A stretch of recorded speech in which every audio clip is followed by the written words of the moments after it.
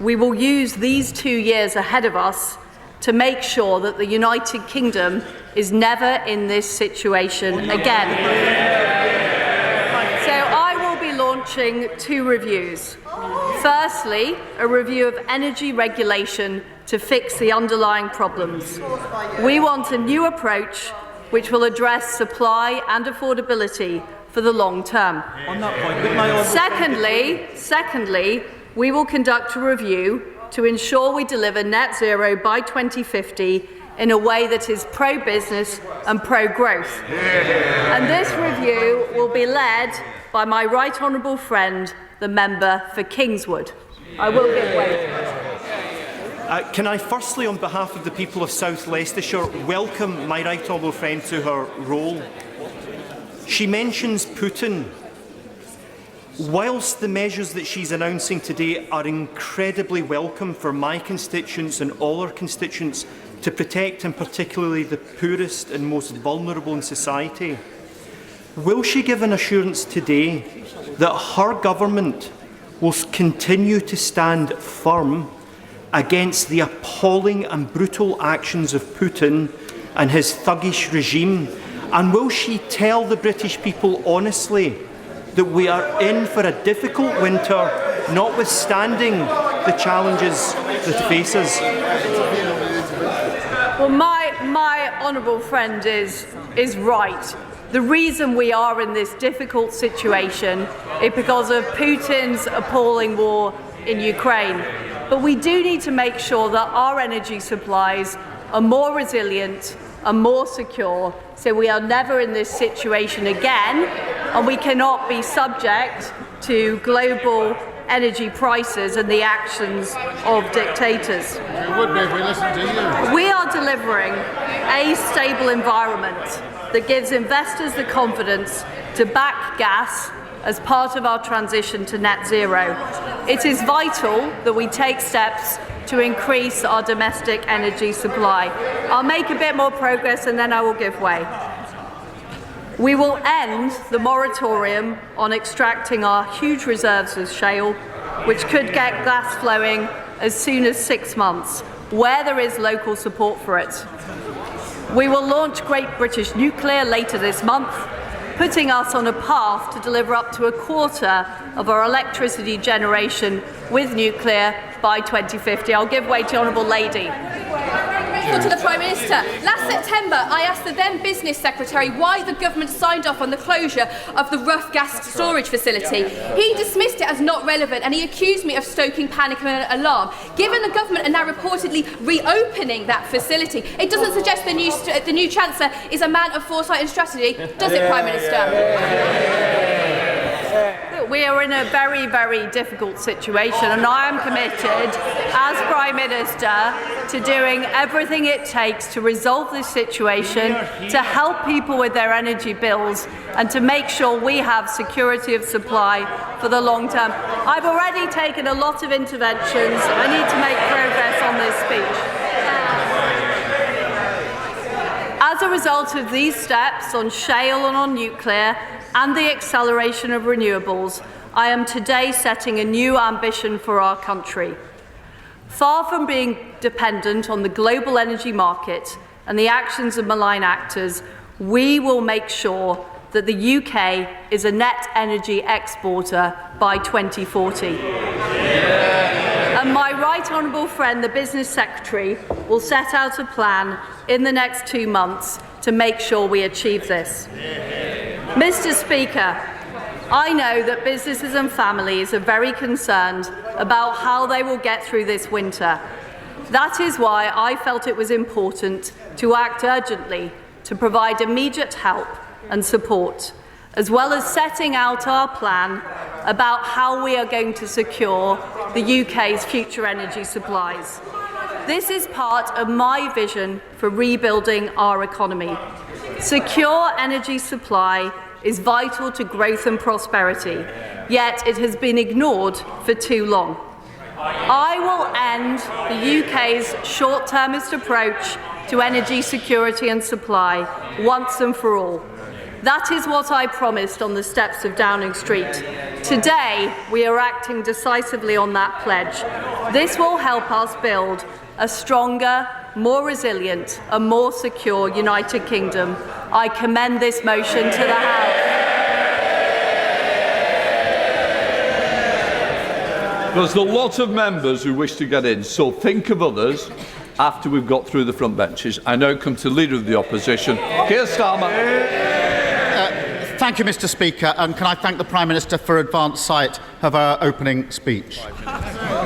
We're in the middle of a national emergency. People are really scared, and families don't know if they can warm their homes this winter, and businesses ask if they can keep the lights on.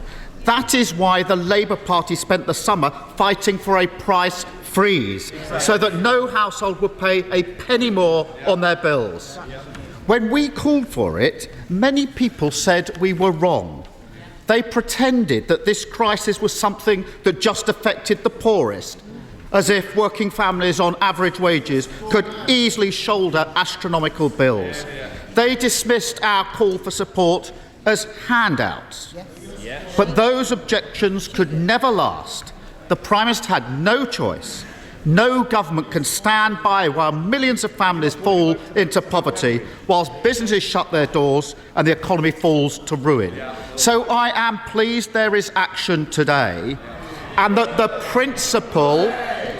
principle of a price limit has been accepted. But under our plan, not a penny more on bills. Under this plan, a price rise. But this support, I'll just make some progress and then I will. But this support does not come cheap. And the real question before the House today, the real question the government faces, the political question, is who is going to pay? The Treasury estimates that energy producers could make £170 billion in unexpected windfall profits over the next 2 years. I repeat that, £170 billion in unexpected windfall profits over the next 2 years. I will give way in just a moment. The head of BP has called this crisis a cash machine for his company. And households are on the other end of that cash machine, their bills funding these eye-watering profits. That's why we've been calling for a windfall tax since January. And it's why we want to see the windfall tax expanded now. But the Prime Minister is opposed to windfall taxes. She wants to leave these vast profits on the table with one clear and obvious consequence: the bill will be picked up by working people. She claims that a windfall tax will deter investment. That's ridiculous. These vast profits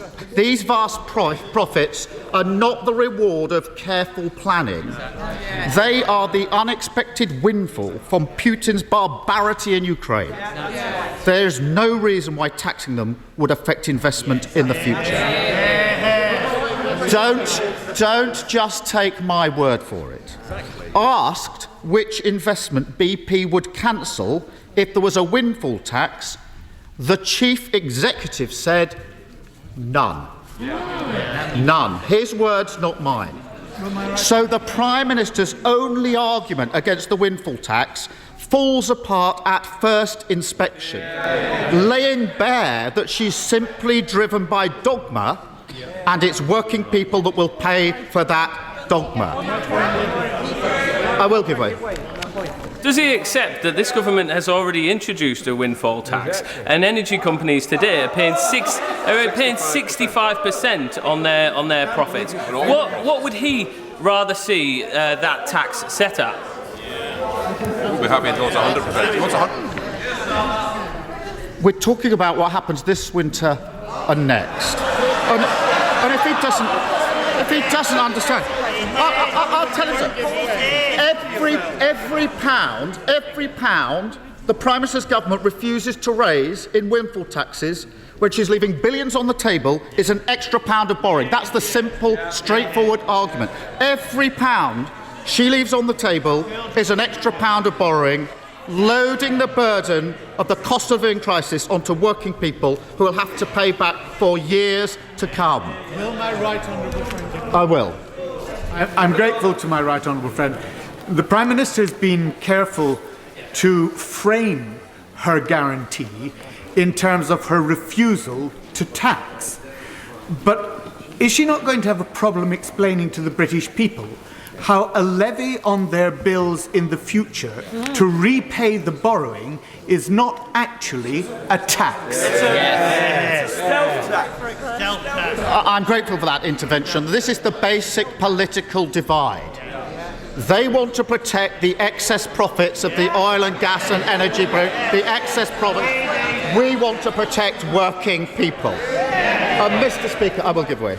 I'm very grateful to him for giving way, and this Saturday myself and many members of the Chesterfield Labour Party will be out meeting voters in Chesterfield, and if any of them haven't been paying attention this week, they might still say you're all the same. But isn't it absolutely clear now that there is a clear divide? Every voter that I knock on the door, they will know political parties have a choice. They've chosen to be on the side of the energy generators. We've chosen to be on the side of bill payers.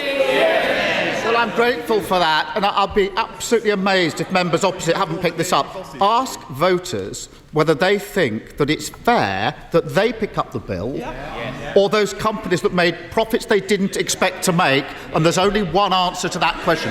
It's a very simple question of whose side are you on? And I'm afraid this isn't a one-off, because not only is the Prime Minister refusing to extend the windfall tax, she is also choosing to cut corporation tax, an extra £17 billion in tax cuts for companies that are already doing well. That means handing a tax cut to the water companies polluting our beaches, handing tax cuts to the banks, handing a tax cut to Amazon. She's making that choice, even though households and public services need every penny they can get. Working people are paying for the cost of living crisis. Stroke victims wait an hour for an ambulance, and criminals walk the streets with impunity. It's the wrong choice for working people. It's the wrong choice for Britain. I will give way. I thank my right honourable friend, and it seems that the government has decided to deal with this energy crisis off the backs of ordinary hard-working Brits and load huge levels of debt on future generations rather than properly taxing the billions of pounds of excess profits for energy companies. Why is this government on the side of big corporates rather than being on the side of ordinary hard-working Brits? Is it because the Prime Minister is a former employee of Shell and is therefore on the side of oil and gas companies and is not protecting ordinary working British people? Well, I'm grateful for that intervention, and it does come down to this basic point. Everybody in this House recognises that profits are needed for investment in all businesses. But in this case, these are unexpected profits that were not expected to make. And when the chief executive of BP says this will not deter any investment, it's a bit rich for the opposite to say he's completely wrong. He is the chief executive of BP. He's made his case. It's the complete opposite of the case that the Prime Minister is trying to make.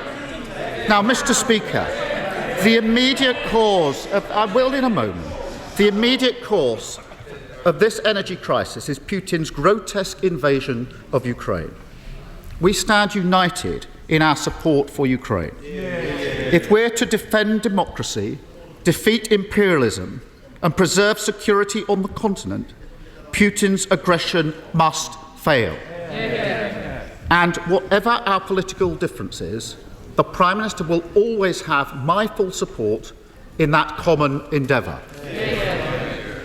But we must ask ourselves, why are we so exposed to changes in the international price of oil and gas?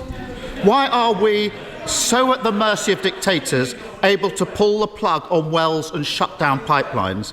Why is there such a fundamental flaw in our national security? I will give way in just a moment. I'll make my argument, then I will give way. It's about a failure to prepare, a failure to increase our energy independence, a failure to rapidly decrease our reliance on fossil fuels. They banned, Mr. Speaker, they banned onshore wind in 2015. That cost us clean energy capacity equivalent to all our Russian gas imports in recent years. A policy disaster. The Prime Minister has been constantly opposed to solar power, the cheapest form of energy that we have, and she's been consistently wrong. And it's not just what the Prime Minister said in the heat of her leadership campaign this summer. When she was Environment Secretary, the government slashed solar subsidies. The market crashed. I will give way. To the right honourable gentleman. But the Leader of the Opposition is being completely misleading, if I may say so, because what he said, it's under this government that the United Kingdom has the second highest offshore wind generation capacity anywhere in the world. And how is that created? It's through investment by companies. This government will allow for that to happen. Well, I take it from that intervention that he doesn't quarrel with me that the ban on onshore wind since 2015 has been a policy disaster, along with the opposition to solar power. Forgive me, I saw the former Prime Minister raising it. I will take her intervention, of course. Thank you. I'm grateful to the right honourable gentleman for giving way. He's talking about lack of preparation for energy security for the United Kingdom. In that case, if Labour is so worried about lack of preparation, why did they not build any new nuclear capacity?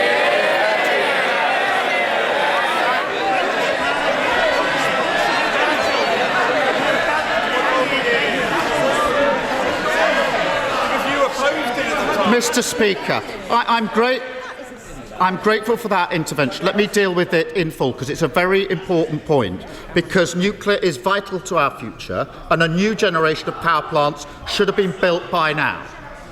Yesterday, the Prime Minister tried desperately to blame Labour, and that intervention goes to this point. I remember the exchange across this dispatch box in 2006 in which Prime Minister Blair said, "I'm pro-nuclear." And the Leader of the Opposition, David Cameron, didn't know where to look. If you haven't seen the clip, have a look. I'm pro-nuclear. David Cameron didn't know where to look. The uncomfortable truth for members opposite is this. The last Labour government gave the go-ahead for new nuclear sites in 2009. In the 13 long years since then, not one has been completed. Let me turn to home insulation, which I will give way. To the right honourable gentleman. Tony Blair may have said he was pro-nuclear, but he didn't actually build any nuclear power stations. But let me ask him about the windfall tax. The £170 billion he talks about, from my understanding, most of that is not profits of UK companies. It's energy supplied to the United Kingdom, but it's not within our ability to tax it. And secondly, we already have a windfall tax. We're already taxing those profits at 65%. How high does he want a windfall tax to go?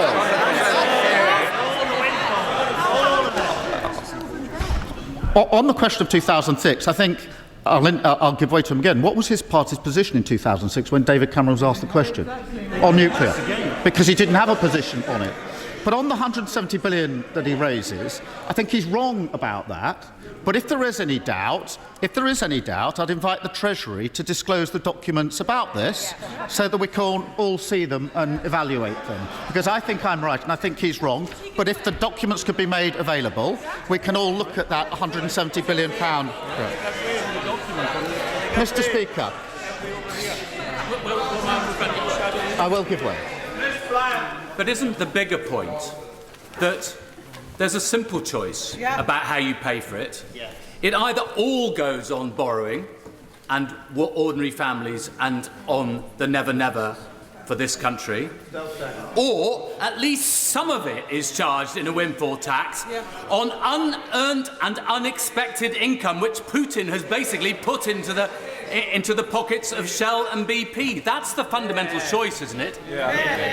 That is the fundamental choice. It's the fundamental divide in this House.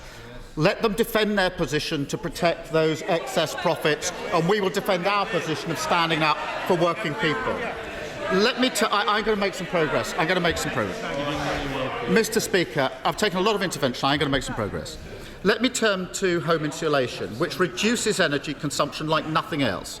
We have the draftiest homes in Europe. The last Labour government set about fixing that. Then the party opposite said, cut the green crap, and the whole project all but collapsed. Installation rates down by 92%. Utterly short-sighted, and it's costing millions of households £1,000 a year on their energy bills right now. The Prime Minister is right to recognise that immediate support needs to be combined with longer-term action. But I'm afraid fracking and a dash for gas in the North Sea will not cut bills, nor strengthen our energy security, but they will drive a coach and horses through our efforts to fight the looming climate crisis. She should listen to her own Chancellor sitting next to her. What did the Chancellor have to say about this just a few months ago? Now, this is quite a long quote. See the Chancellor leaning forward. I've tried to cut it down. But every sentence is worth repeating of what the Chancellor said just a few months ago, his words. For those calling for its return, they misunderstand the situation we find ourselves in. If we lifted the fracking moratorium, it would take up to a decade to extract sufficient volumes. And it would come at a high price for communities and our precious countryside, his words. I'll go on because this is so good. Second, he said just a few months ago, no amount of shale gas from hundreds of wells dotted across rural England would be enough to lower the European price anytime soon. And he went on. And with the best will in the world, private companies are not going to sell shale gas they produce to UK consumers below the market price. They are not charities. Spot on, Chancellor. And what did the Chancellor at the same time have to say about North Sea gas? Additional North Sea production won't materially affect the wholesale price. Indeed, earlier this year, his previous department helpfully put out a series of Mythbusters, a government myth-busting document. Here's one of them. Chancellor, your document. Myth. Extracting more North Sea gas lowers prices. Answer. Fact. UK production isn't large enough to materially impact on the global price of gas. I've got a copy for the Prime Minister. We do need to carefully manage our existing resources in the North Sea. And the industry has an important role to play in our future as we transition to a different form of energy. But doubling down on fossil fuels is a ludicrous answer to a fossil fuel crisis. And if all countries took the approach advocated by her new Energy Secretary of squeezing every single drop out of their fossil fuel reserves, global temperatures will rise by a catastrophic 3 degrees. That will be devastating for our planet and future generations. And it's totally unnecessary. Now I'm going to make some progress because I do think other speakers need to get in. New wind and solar power are now 9 times cheaper than gas. 9 times cheaper. So we need a clean energy sprint, urgently accelerating the rollout of offshore wind, onshore wind, solar, nuclear, hydrogen and tidal. And last year I set out a new national mission to insulate 19 million homes and cut bills for good. If the government had taken me up on that challenge, 2 million homes would already be insulated this winter. Britain needs a fresh start.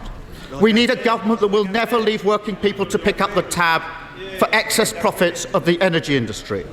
We need a government that plans for the long term, rather than leaving us badly exposed to the whims of dictators. And we need a government that will drive us forward to energy independence, rather than doubling down on fossil fuels. The change we need is not the 4th Tory Prime Minister in 6 years, it's a Labour government. Thank you. Theresa May. Thank you, Mr. Speaker. and I refer the House to my entry in the Members' Register.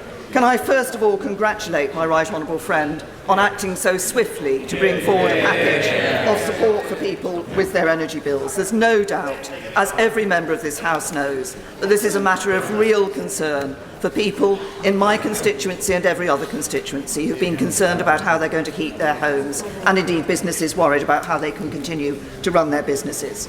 May I also welcome the fact that my right honourable friend has coupled action on energy bills with action on energy security.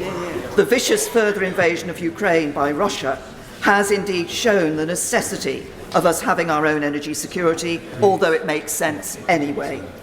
We have made important progress in this over recent years. I refer, of course, to the investment in Hinkley Point C, and I again welcome the commitment that my right honourable friend and the government have made to continuing that commitment to support nuclear energy. And as I pointed out in my intervention, just wait a second. Well, perhaps more than 1 second, but anyway. As I pointed out in my intervention to the Right Honourable Leader of the Opposition, and was emphasised by the excellent intervention by my Right Honourable friend, the Member for Forest of Dean, in 13 years of government, whatever the then Leader of the Labour Party might have said, they did not build any new nuclear capability. I would give way to I thank her for giving way. On Hinkley Point C, it's going to be at least 4 years late, possibly 5 years late. It's nearly 50% over budget, and EDF have got an eye-watering 35-year contract for a strike rate at £92.50 per megawatt, compared to roughly £40 per megawatt for just 15 years in onshore and offshore wind. She should have scrapped Hinkley Point C when she had the chance, shouldn't she? Can I say to the honourable gentleman that it's high time that Scottish nationalists actually came up with some practical solutions to these issues, rather than rejecting everything that the government says. I give forward. And with the time just approaching 25 minutes after 12, I think we will withdraw from that debate now and dedicate the rest of the programme to a little bit of analysis, post-match analysis, as it were. Theo Usherwood, LBC's political editor, is with me. Just a quick word, Theo, on why it was so shambolic, particularly Liz Truss's speech. It's a decision she takes, I think, to conduct it with interventions, giving way, rather... Well, you take it away. It wasn't the traditional 8-minute statement where the Prime Minister has the floor of the House of Commons for 8 minutes. She decided to do it as a general debate, and that allows her to come into the chamber, take interventions as she decided to do, Keir Starmer as well. And that means that she'll take some questions from the likes of the former Prime Minister Theresa May, but as you get down the pecking order, she doesn't have to continue to take questions throughout the afternoon, and then the debate will be summed up by a more junior, somebody within the cabinet. We would expect probably either Jacob Rees-Mogg or Kwasi Kwarteng, the business secretary and chancellor, respectively. What's interesting about what Keir Starmer was going in on, and this is the cost of it, and I was in a briefing earlier with civil servants who've been working up the plan, is they simply don't know how much it is going to cost. So this isn't a price cap, it is a price guarantee. You were talking about the per unit costs. On average, the average home is going to be paying now £2,500 a year, and that is £1,000 less on the energy price cap that kicks in October, which is £3,500. But if we see the wholesale price surge, possibly up to £6,000 next April, it could go even higher, then the government's still going to be covering that difference for the next 2 years. While the companies keep the profits. Yes. So when we put this to the Prime Minister's team who have been working on this, how much is it going to cost? All we were told was it was going to be tens of billions. And the only thing they'll tell you for certain is we won't be taking any profits away from the companies. Yes, and we don't yet know. It's actually remarkable, this state of affairs. We don't yet know the support package for business, because, of course, business energy tariffs are very different from consumer tariffs. They fluctuate, they differentiate much more. So you see a much in terms of the differences between what different rates pay or you're charged for different rates. It's very different. All we know is that there's going to be a scheme for 6 months. And then at the end of that 6 months, as the Prime Minister said there's going to be the opportunity, there's going to be a review about which businesses are most vulnerable. But she didn't make the distinction between which businesses are most vulnerable because of the cost of energy, whether it might be a pub or a chip shop, a small business that simply can't afford to keep going, or actually big businesses, things like a steel factory or a paper mill, which are very highly reliant on using large amounts of energy. What support is going to be available for them? We simply don't know. There's just going to be a review, and we're only going to get some forecast numbers from the Chancellor Kwasi Kwarteng when it comes to the emergency budget in the next week or so. We should probably comment upon events in the House of Commons currently, shouldn't we? Because something that I've never seen before is happening in terms of the passing of notes, the quick departure from the chamber of Keir Starmer and his deputy. And I mention this because people who watch the House of Commons much more closely, even than we do, are using language that suggests something rather significant is afoot. Chris Bryant is a good example as a parliamentarian commenting that there is something going on, and he's not sure what. Nadeem Zahawi initially passing notes to the Prime Minister.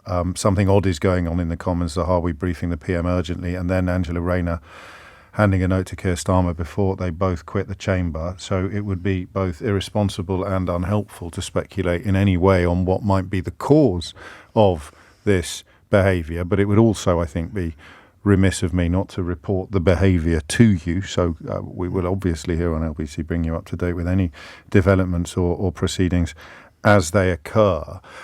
Politically, and I don't say this, anyone who's listened to our PMQ's coverage knows that we never describe what I may have hoped to see. You, of course, remain scrupulously impartial rather than what we did actually see. Politically, Keir Starmer just destroyed her, and his greatest ally in destroying Liz Truss was her Chancellor, Kwasi Kwarteng. Because, of course, he was quoting back. That's incredible. What Kwasi Kwarteng had said around the wholesale price of gas, whether investment in the North Sea would actually reduce the whole price of gas internationally. The Chancellor of the Exchequer has driven a coach and horses through some of the central points of the Prime Minister's flagship new policy. He did it previously when he was business secretary. Right, so he's in reverse, but it's still a coach and horses right through the middle of her proposals. It was obviously an unhelpful document to suddenly surface. It's 12:30. I'm delighted to tell you that the money-saving expert himself, Martin Lewis, will be joining us after the very latest headlines with Amelia Cox. 33 minutes after 12 is the time. Martin Lewis, the money-saving expert, who, of course, was pretty much the first to call for some of the action that is finally occurring now, will be joining us shortly. Theo Usherwood remains with me. The events in the House of Commons this afternoon were remarkable. I think we have a statement from Buckingham Palace that I can share with you. I'm quoting the royal correspondent on The Sun now. A Buckingham Palace spokesman has said in the last few minutes, following further evaluation this morning, the Queen's doctors are concerned for Her Majesty's health and have recommended she remain under medical supervision. The Queen remains comfortable and at Balmoral, and that will explain, I think, why the notes were being passed around the chamber while Keir Starmer was delivering his speech. I'll read you that statement once again from Buckingham Palace in just a moment. But you're listening to James O'Brien on LBC, where a Buckingham Palace spokesman has said in the last 2 minutes, following further evaluation this morning, the Queen's doctors are concerned for Her Majesty's health and have recommended she remain under medical supervision. The Queen remains comfortable and at Balmoral. 12:34 is the time. Back, inevitably, to the business in hand. And the business in hand is Liz Truss's announcements, which Theo Usherwood has just run through. Martin Lewis joins me now, for which I'm incredibly grateful, because I imagine you're the most sought-after man in the country at the moment, Martin. So I don't even need to ask you a question. I've had the odd bid in for an interview, James. I'll be honest, one or two. Well, we're very touched that you would talk to us. Do you know what, though? Between you and I, go on. I'm going to do some today, and I'm going to do some tomorrow. And I have hated this small p, political interventions I've been doing, and never party political. Yes. It's terrible for my mental health, terrible for my anxiety levels. And after tomorrow, I hope to go back to my proper practical work of explaining money stuff and giving money saving tips to people, and be able to stop having to get out there and raise the alarm. Fingers crossed. Allow me to say in that case, thank you for your service, because you've been... I wouldn't quite call it that. I don't know if it made any difference, but it had to be done. Well, at least we knew the severity of the situation we were facing, which leads inevitably to the obvious question of how effective will Liz Truss's mooted solution be? From a consumer perspective, compared to what would have happened, very effective. And let me be plain for everyone listening. Some people occasionally mistake me for a political activist. I'm not. I'm a campaigning journalist. I do not look to one party or another. I've been raising the alarm for 6 months, actually probably about a year on this. I've been screaming and crying and pleading and begging for political will to have action. And this is action. Martin, I'm going to have to interrupt you there. We're going to cross to the House of Commons for a statement from the Speaker of the House. To Her Majesty the Queen, and that she and the royal family are in our thoughts and prayers at this moment. I'm going to take no more, just to, if there is anything else, we will update the House accordingly. Thank you. Ian Blackford. As we mentioned a moment ago, that statement from Buckingham Palace there, just reiterated by the Speaker of the House of Commons, Lindsay Hoyle, and indeed, as he said would happen in the Commons, as will happen on LBC. Any developments at all brought to your attention immediately. So, Martin Lewis. Sure we all wish Her Majesty well. We absolutely do. Well, you carry on. You were in mid-flow. So the point is, this is action. Now, I was deliberately agnostic during this over to the mechanism for which action should come. That was tactical, because as soon as I said action, I get into a debate over what the right form is. And for me, this was about political will. This scheme is welcome. Many will breathe a sigh of relief. It is not a panacea, and it is not perfect. To be fair, I'm not sure I've heard of any suggestion to deal with this that is perfect, and there are problems. But let's just talk through it now. The new price guarantee starts on the 1st of October, lasts 2 years, and for someone on typical use, it means it will be £2,500 a year from the current £1,971 a year. But of course, there is no total cap on what you pay. That is just an illustration on typical use. Use less, you pay less. Use more, you pay more. The £400 payment to all homes, 66 quid a month over 6 months of winter, will continue. So that takes the average payment to £2,100. So if you want to know the impact on your energy bills very, very roughly, multiply what you pay now by 6.5%. So for every 100 quid you pay now, over the next year on average, you will pay £106.50. Although actually it's worth noting, and you'll like this, James, a little bit of technical. Here you go. While the price cap varies with usage, the 400 quid is flat. Right. So if you have lower usage, that £400 has a disproportionate effect on you. So for those with lower than typical use, your rise will actually be less than 6.5% and could be negative, arguably, compared to where we are right now. For those with higher use, it will be more. Of course, compared to what we were going to pay, £3,560 on typical use in October, £5,400 predicted in January. This is an enormous reduction.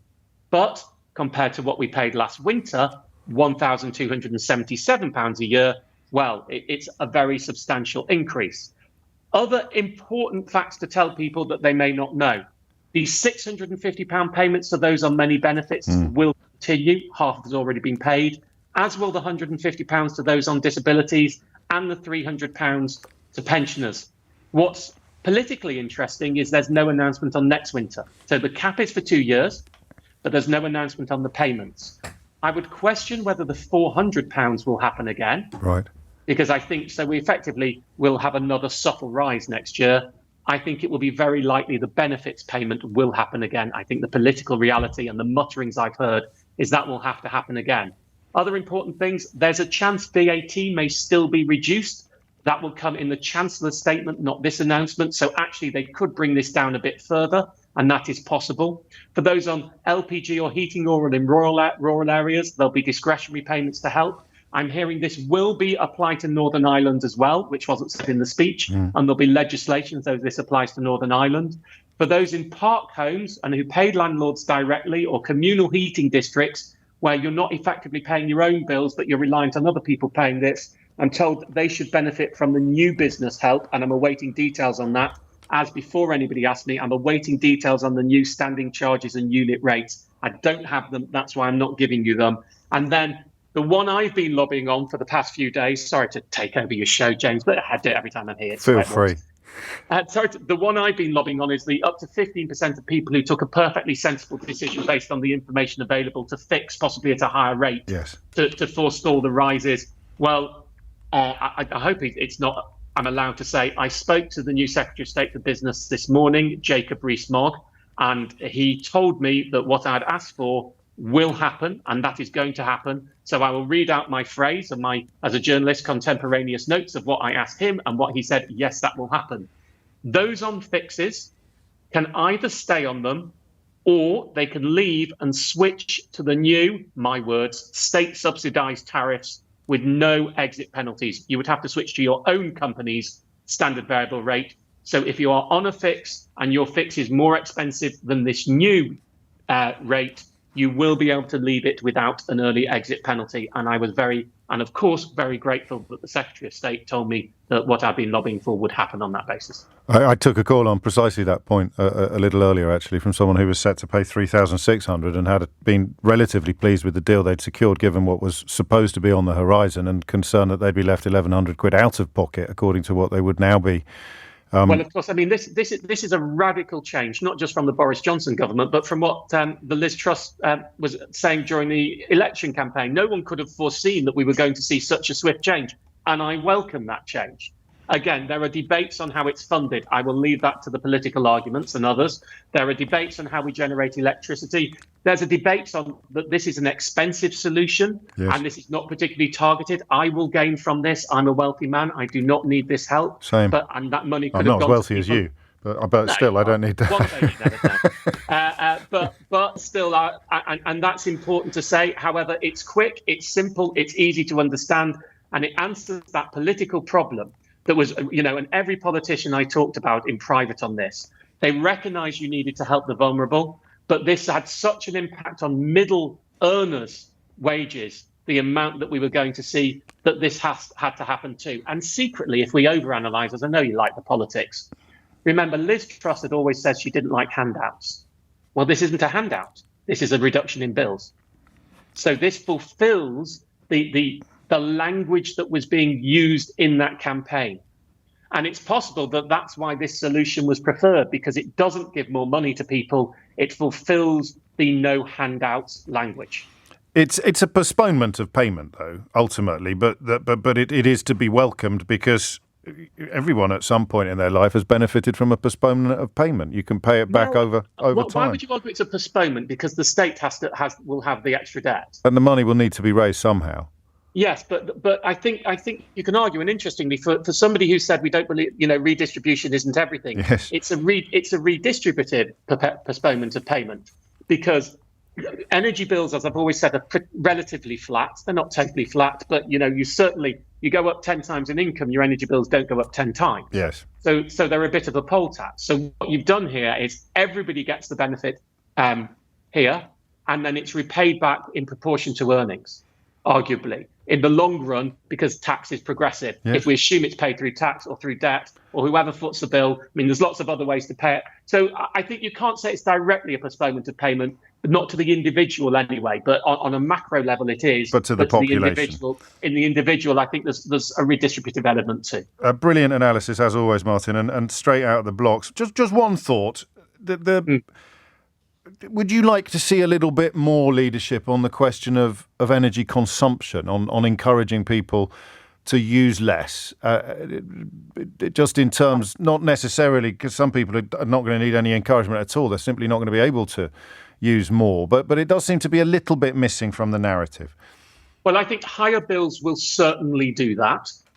But clearly, for energy security issues of this country, there hasn't been that much talk of blackouts here. There has in other countries. There has. I think blackouts are unlikely but possible. from when I've spoken to the big energy company bosses. I think that's probably the feeling. We can't say it won't happen. We hope it won't happen. And I think for energy security issues, I would strongly suspect to see a government campaign encouraging people to reduce energy. And if that were to happen, I would certainly be happy to help them do so, because it's good for the environment, it's good for individuals' bills, and it is good for our energy security team. Fairly comprehensive answer, as we have come to expect. Martin Lewis, many thanks, and I hope you'll allow me to say, do look after yourself, mate. Seriously. I need Yeah. I'm hoping to get back to the normal day job, which All is right. far more preferable. Taking political hits from people because you put your head above the parapet and say that people need more help is quite difficult to take. I'm very thin-skinned. It's the reason I'm not in politics. Would never want to be a politician. My mental health isn't robust enough. So I'd be very happy to go back to the old simple life of just spreadsheets and info. Do you know, we talked when you came on Full Disclosure about the fact that you might have quite fancied doing my job at some point, but I suspect that the reasons why, the reasons you've just described may perhaps have... Well, exactly. Listen, I've got my 1 day a week at the moment on Good Morning Britain, and they might like that to be longer. I'm going to see how I feel about it. I think that's enough for me. I dipped my toe in the water only, unlike you, sir, who dived 20 metres below it and very, very wet. And it often looks like he's drowning. We are very lucky to have you, Martin Lewis, and I don't just mean on the programme. Thank you very much indeed. The time now is 12:46. 12:49 is the time, and Theo Usherwood joins me once again to respond to news that the Queen is under medical supervision at Balmoral. The first inklings or the first indications that something unexpected, something extraordinary perhaps was happening came during the debate in the House of Commons, in which Nadhim Zahawi was seen to be urgently briefing the Prime Minister, Liz Truss, while Keir Starmer was speaking, followed by the passage of notes between the most senior politicians. Chris Bryant was witnessing all of it, actually, of course, and has just tweeted that the Commons feels chilly and sombre, as if the blood has been drained from its cheeks. We wish Her Majesty and her family well. Of course we do. Theo, some more developments. We have a statement from the Prime Minister, Liz Truss. The whole country will be deeply concerned by the news from Buckingham Palace this lunchtime. My thoughts and the thoughts of people across our United Kingdom are with Her Majesty the Queen and her family at this time. We also have a short statement from Clarence House. Their Royal Highnesses, the Prince of Wales and the Duchess of Cornwall, have travelled to Balmoral. We also understand that the Duke of Cambridge, Prince William, is also travelling to Balmoral, where, of course, the Queen is now under medical supervision. Prince Harry's in town at the moment as well, isn't he? Yes, he's Duke here of with Sussex. the Duke and Duchess of Sussex are currently in the country, but we don't yet have any news on whether they're doing anything or not. 51 minutes after 12 is the time.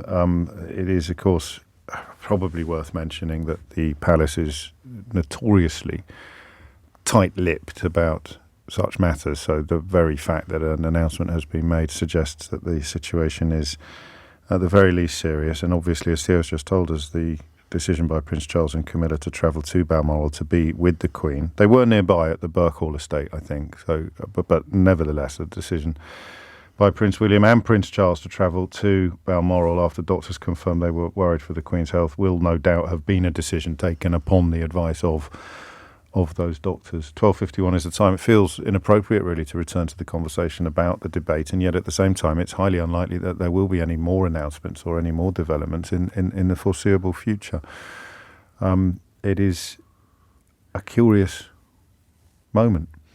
It is. There was just something that was quite interesting that we didn't know before from what Martin Lewis was telling you. And we'd been asking the question earlier about what happens, and this is just to talk about the energy guarantee that the government has announced. We didn't know what was going to be happening to those individuals who were on a fixed rate that was actually higher, James, than the guarantee rate that the government was offering. And Number 10 couldn't answer that question only a couple of hours ago. So when he told you that, that's something that I know many of your listeners will be worried about. What happens if you're on a higher fixed rate? Can you switch back down to a rate that is lower than the guarantee? And from a personal conversation Martin Lewis said he'd had with the Business Secretary, Jacob Rees-Mogg, that is possible, and that the energy company who has you tied in on a fixed rate that's higher than the guarantee isn't going to be allowed to charge you any exit They'll be penalties. required to let you go back They down have to let you go back down without to the any fixed charges. rate. Although, and Martin, despite, I mean, he's a journalist first. Before his campaigning or his activism or anything else, he is a journalist first and foremost. And I can tell you for a fact he'll have done his job properly with his contemporaneous note. Jacob Rees-Mogg, being the politician concerned, may not, given that Downing Street is still not clarifying this, may not be grateful to Martin for revealing to us a moment ago. But it's on the record. But for revealing exclusively to us a moment ago that the business secretary had pledged to ensure that those people on fixed tariffs will be able to revert to the lower, newly capped. And so it's limit. Out of the contract, the energy company is not going to be allowed to charge you any exit fees as well. So you can just switch to that straight away. I mean, but it feels, and this has been talked about. Martin Lewis was describing the insignificance. I mean, not to underestimate how significant what the government is doing today. It is committing financial support on the same level, in the same bracket as the financial support offered to stop the banks collapsing back in 2008, where Alistair Darling, of course, who was Chancellor at the time, said there was a moment where he didn't think that people were going to be able to get cash out of the machines had the government not acted. This is today's event. What the Liz Truss and the Chancellor have done, Kwasi Kwarteng, is on a par with that by offering the support to millions of householders who are being unable to heat their homes and cook food and wash with hot water over this winter. I think there was a form of windfall tax under Margaret Thatcher as well on the banks. Yes, there was, because of the high interest rates. That's right. And Geoffrey Howe introduced the windfall tax then. Gosh, he's good, isn't he? Theo Ashwood, LBC's political editor. And there was me casting aspersions on his judgment earlier when he came in with news of the donations that had been made to Liz Truss's campaign. The royal commentator and author Robert Hardman has rather more neatly expressed something I was clumsily trying to explain to you a few moments ago. He has said in the last few minutes, the palace does not issue bulletins on the Queen's health unless it is significant. And that is, in case you were wondering, why there is a strange, according to Chris Bryant, mood in the House of Commons and indeed in this studio. There is a very real sense that this is a very significant moment with regards to the Queen's health. But as I say, we will be keeping you up to date with anything that happens in the course of the day. That statement from the Prime Minister, further evidence, of course, that we are in relatively uncharted waters when Liz Truss said 15 minutes ago, the whole country will be deeply concerned by the news from Buckingham Palace this lunchtime. My thoughts and the thoughts of people across our United Kingdom are with Her Majesty the Queen and her family at this time. And as Theo told us just a few moments ago, both Prince Charles and Prince William making their way to Balmoral as we speak to spend time with the Queen at this time. That statement from the Palace once again in full. Following further evaluation this morning, the Queen's doctors are concerned for Her Majesty's health and have recommended she remain under medical supervision. The Queen remains comfortable and at Balmoral. I mean, the world turns, Theo, so obviously this is going to distract a lot of attention in terms of the news agenda from events in the House of Commons this afternoon, but it is not going to, as I think Martin Lewis has reminded us, it is not going to change the urgency of that intervention and the importance of that intervention from Liz Truss. Fair to say, I think, that Martin was very warm. He welcomed it. He welcomed it, and it's important to stress how significant his seal of approval is, because he has campaigned tirelessly and he's put himself in the political fray in order to secure this support from the government. And when Liz Truss did her hustings, the final hustings last week in London, she had her three priorities. Her first priority was tax cuts. Her second priority was expanding the energy supply. It was only her third priority where she said, the Chancellor might make an announcement about support for families. Indeed, she said it would be her future Chancellor who would be making the announcement. A significant pivot now from Liz Truss to intervene very quickly. And as it was put to us by officials earlier on, the cost of not doing anything in terms of what it would have done in terms of a recession, the impact on the economy would have been highly significant. Indeed, the hope is now within Number 11, within Kwasi Kwarteng's office, that actually inflation will drop by around 5%. That will mean it will not be so expensive as to service the country's debt, saving money for the exchequer. But still, they haven't come up with any meaningful way, apart from borrowing, to fund what is going to be an exceptionally expensive policy running into the tens of billions, if not the hundreds of billions of pounds. Well, that's the point, isn't it, as you reminded us earlier, and as indeed Martin was at pains to point out, his warm greetings of the announcements notwithstanding, he doesn't get involved in the politics, and the politics most obviously is addressing the question of where on earth is this money going to come from and how much money are we going to need? And neither of those questions have been answered by Liz Truss. And not borrowing, and it's going to be paid back by future generations. Which means that Starmer's simple political stand, if you like, that they have elected to prioritise the protection of energy companies' profits is going to be pretty hard to resist. It's in fact going to be very hard to get past that notion that they are protecting the profits of energy companies and expecting voters to pick up the bill, ultimately. Theo, thank you. You are listening to James O'Brien on LBC, where the time is just approaching 12:59. No mystery hour today for reasons that I hope were obvious. Probably won't return to that light-hearted territory until next Thursday, but we will be back tomorrow at 10 a.m. and I do hope you can join us. Here's Sheila Fogarty. Join us. Here's Sheila Fogarty. Join us. Here's Sheila Fogarty. Join us. Here's Sheila Fogarty. Join us. Here's Sheila Fogarty. Join us. Here's Sheila Fogarty. Join us. Here's Sheila Fogarty. Join us. Here's Sheila Fogarty. Join us. Here's Sheila Fogarty. Join us. Here's Sheila Fogarty. Join us. Here's Sheila Fogarty. Join us. Here's Sheila Fogarty. Join us. Here's Sheila Fogarty. Join us. Here's Sheila Fogarty. Join us. Here's Sheila Fogarty. Join us. Here's